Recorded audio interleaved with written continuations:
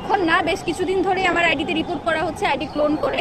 তো গতকালকে আমি পোস্ট দেওয়ার পর দেখতে পাই যে বারবার আমার আইডি লগ আউট হয়ে যাচ্ছিল। গতকাল 2টা কিংবা 3টার দিকে আমি আমার আইডি ডিঅ্যাক্টিভেট করি। ডিঅ্যাক্টিভেট করার পরে যেটা হয়, আমি যখন পুনর্বার মানে লগ ইন করতে যাই, বিশেষ করে এই ঘটনা জানার পর যখন আমি লগ ইন করতে যাই, আমি লগ ইন করতে গিয়ে দেখি যে আমার প্রিভিয়াস যে ডিভাইস সেটার অ্যাপ্রুভাল এবং যে টু ফ্যাক্টর সেটা যেহেতু আমার ইমেলের সাথে কানেক্টেড, আমি কোনোভাবে আমার আইডিতে লগ ইন করতে পারছিলাম না। পরে আমাদের রায়হান আছে, রায়হান হচ্ছে লগ ইন করতে পারে, তখন সে আবার ডিঅ্যাক্টিভেট করে দেয় এই আশঙ্কা থেকে যে কোনো মুহূর্তে আইডি চলে যাবে। যেহেতু এটা আমাদের দীর্ঘদিনের ইনকিলাব, আমার জুলাই আন্দোলন সব কিছুর আর্কাইভ, এই জন্য আমি ডিঅ্যাক্টিভেট করে রেখেছি এবং আগামী 2-3 দিনের মধ্যেই আমার আইডি সচল হবে, যেহেতু একটা আইটি টিম অলরেডি এটা নিয়ে কাজ করছে। এবং যারা এই প্রোপাগান্ডাগুলো ছড়ায় তারা উদ্দেশ্যমূলকভাবেই ছড়ায়।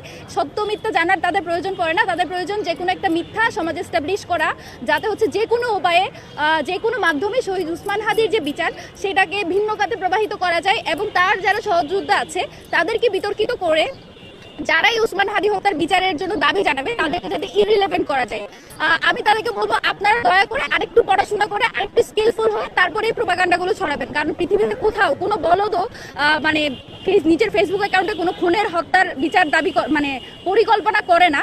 এবং আমাদের জায়গা থেকে যদি আমাকে, জাবের ভাইকে, ইভিন ইনকিলাব মঞ্চের সবাইকেও যদি আপনারা শহীদ করে ফেলেন, তাতেও আসলে শহীদ উসমান হাদির যে বিচার সেটা থেকে আপনারা বাংলাদেশের জনগণকে সরাতে পারবেন না। That's it.